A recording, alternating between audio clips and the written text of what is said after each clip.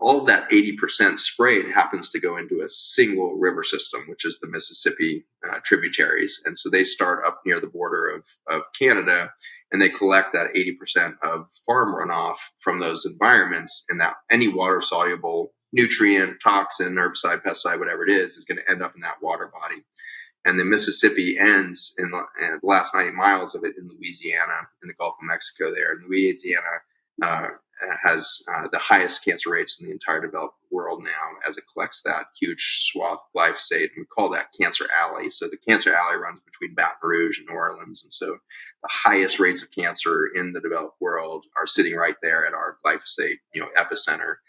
And when we looked at the cancer pattern around the country and superimposed that, you realize it's not the spraying of the chemical that's mapping our cancer. It's the accumulation of it within water systems, and it's then distribution through air and rain.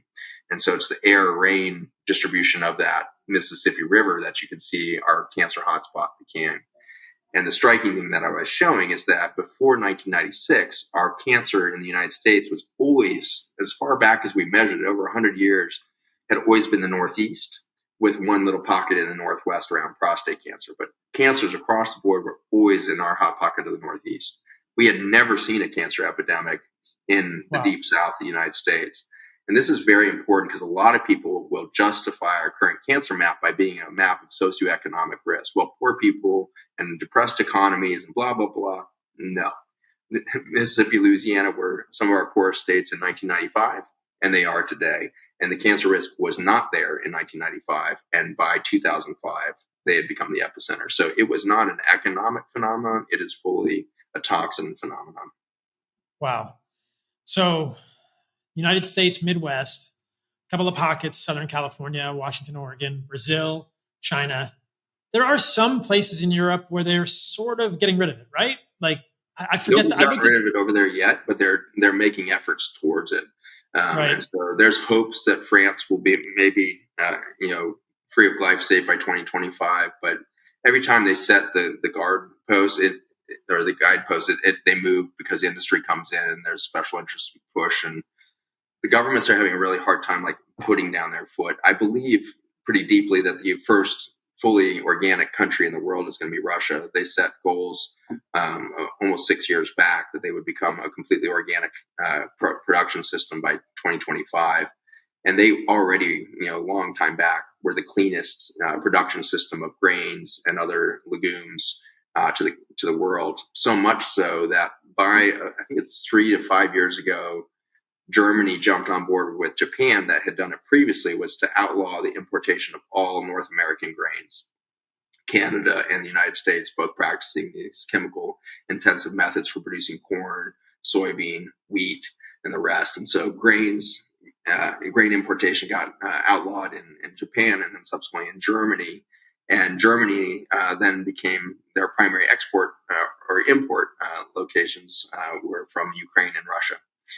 And so when you see the current sociopolitical, expression of war, it used to just be follow the oil. That was how you mapped, conflicts and where wars would be started. Now you can follow oil and soil and see exactly where the wars are being seeded. And so the Ukraine war sits at the breadbasket of Germany and Europe, and the United States is now buying up through Vanguard and BlackRock most of that growing system there towards the end of the Ukrainian conflict there. And so I really deeply believe that social political conflict is now seeing that economics is not just driven by oil, it is driven by food systems ultimately. And who controls the food system globally is who controls global economics ultimately. And so we're seeing a pivot from oil to soil as the most valuable asset on the planet.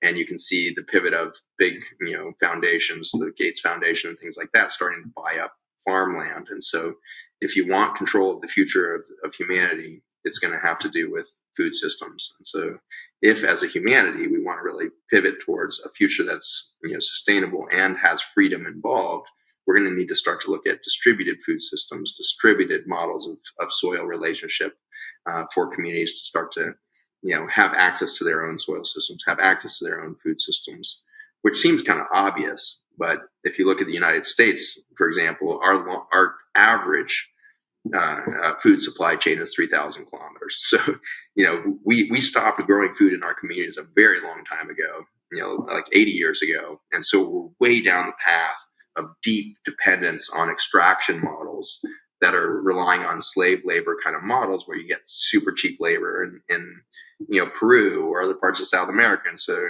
America is exploiting that. Europe has been exploiting Africa for decades now with their food system. And so we have this colonialism, slave labor kind of model towards food for all of history. You look back thousands of years, the Egyptians were fighting wars to get slave labor to grow their food. So it's not a new phenomenon there.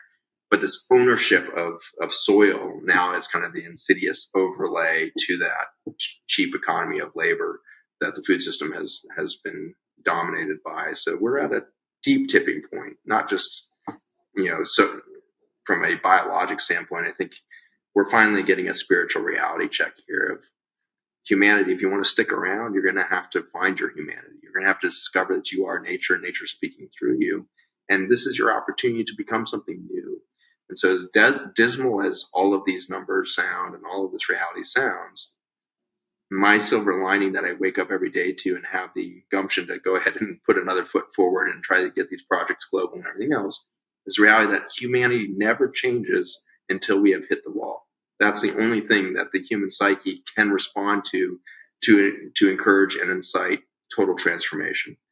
And we are in a 70,000 year end of a cycle here of humanity's expression over a 300,000 year period.